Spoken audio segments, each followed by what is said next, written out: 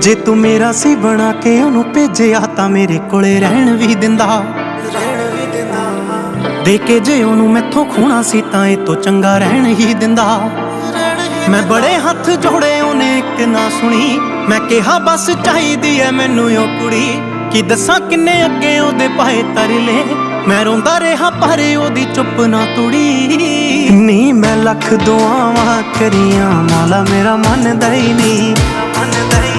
ਉਹਨੇ ਸੁਣ ਕੇ ਵੀ ਨਾ ਸੁਣੀਆਂ ਨੀ ਅੱਲਾ ਮੇਰਾ ਮੰਨਦਾ ਹੀ ਨਹੀਂ।